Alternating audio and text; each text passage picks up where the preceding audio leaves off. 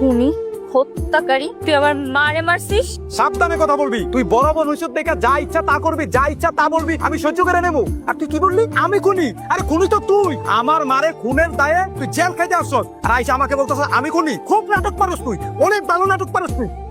খবরদার আর একটা কথা বলবি না। একটা থাপ্পড় মারছি, দুইটা মারছি, তোরা 10টা মারবো। মিথ্যা অপবাদ দিয়ে আমার জেলে পাঠাইছিস। তোর কি মনে হয় আমি এত সহজে তোরা ছেড়ে দিব?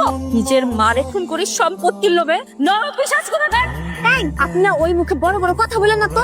এই মুখের কারণে না জীবনে কিচ্ছু করতে পারেন, একটা সংসার পর্যন্ত করতে পারেন না। আবার এখন আসছেন আমাদেরকে খুনি বলতে।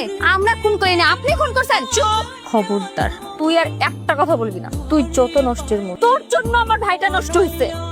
তুই উস্কানি দিয়ে আমার ভাইয়ে বাধ্য করছিস আমার মাকে মারতে। কিসের জন্য মারছিস মাকে? সম্পত্তির লোভে। নিজের গর্ভধারিণী মারে এইভাবে কষ্ট দিয়ে মারতে তোর বাঁধলো না? তুই তুই আমার মারে বালিশ চাপা দিয়ে মারছিস। ও তো কষ্ট দিয়ে মারছিস। আমার তো মন যেতেছে এক্ষুনি তোর কোরআনে জীবনে মেরবি। মা ঠান্ডা ঠান্ডা।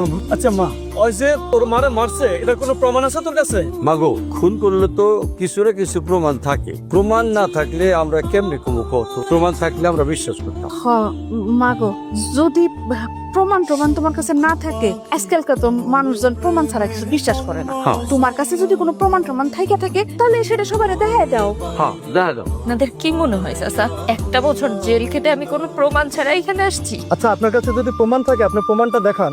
আপনার কাছে আমার ফোনটা আছে, ফোনটা দেন। আমি ছাড়বো না তোদের, আমি ছাড়বো না। এত বড় একটা বাড়ি আছে, আমার টাকা কোথায় গেল? এগুলো আমার না তো, এগুলো অন্য তার। আমরা শুধু ভোগ করি। সে হঠাৎ করে না সম্পদ নিয়ে বাড়াবাড়ি শুরু করে দিচ্ছে। তারপর আমি আর আমার স্বামী দুজন মিলে রাতের আধারে আমার শাশুড়িকে পালিশ চাপা দিয়ে মেরে ফেলছি। তোর ননদরে ভাবতে পারছ নাই? আরে না, তাই মারার কি দরকার? তুই যে আমার শাশুড়িকে খুন করছিল, তার খুনের দায়িত্ব আমার ননদকে জেলে পাঠাইছি। বিশ্বাস করেন এটা আমার বউর কণ্ঠ না। চাচা, ভাই বিশ্বাস করেন এটা আমার বউর কণ্ঠ না। কান্নাকার কণ্ঠই না আমার বউয়ের নামে চালাই দিতেছে। এটা আমার বউয়ের কণ্ঠ ও হইতে পারে না। একদম চুপ কর।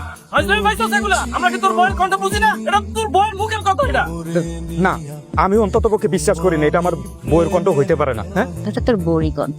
আর মিথ্যা বলে কোনো লাভ নাই। তোর কি মনে হয় কোনো প্রমাণ স্যার আমি এখানে আসছি? তোরে বলে গেছিলাম না আমার মার খুনের বিচার এই পৃথিবীতেই হবে, আমি বেঁচে থাকতেই হবে। কিছুদিন আগে তোদের বাড়িতে একটা পাগল আসছিল না? আরে না, ওই তো পাগল ছিল না। ওই যে কোন দরবারের মরিদ না কি বলো জানো, ওইখান থেকে আসছিল, আমাকে দোয়া করেও গেছে। হ্যাঁ, চেরাগালি বাবার দরবারের মুরিদ। হ্যাঁ। ও এরকম একটা পাগল তো আমার বাড়িতে আইছিল। চারা বাবার মুরিদ তো আমি। আপনারা এতদিন একটা পাগলকে এই গ্রামে ঘুরে বেড়াইতে দেখছেন না? ওটা আমি। পাগল সেজে রাস্তায় রাস্তায় ঘুরে বেড়াইছি প্রমাণ জোগাড় করার জন্য, এদের মুখের থেকে সত্যটা বের করার জন্য। ওরা ভাবছিল আমার সাথে অন্যায় করবে আর সব শেষ, এর কোনো বিচার হবে না। তুই আমার থেকে সম্পত্তি চাইতে আমি তোর সম্পত্তি দিয়ে দিতাম, কিন্তু তুই আমার মারি কেন মারলি? এই আমার মারি কেন মারলি তুই? আমার সামনে তো শুন, ওর কত না মাইরা লই। ওর কত বড় সাহস, ওর সম্পদের জন্য আপন মারা মেরে ফেলাইছে। হয় আর একবার বুক কাঁপলো না।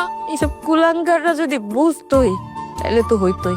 ওদের মেরে নিজেদের হাত গন্ধ করার কোনো কারণ নাই। দেশে আইন আছে না, আমরা দেশের আইনের প্রতি শ্রদ্ধাশীল। আমি তো নিয়েই আসছি সাথে। ওদের পুলিশের হাতে তুলে দাও। আইন আমার মা হত্যার বিচার করবে। ওনাদেরকে নিয়ে আসে।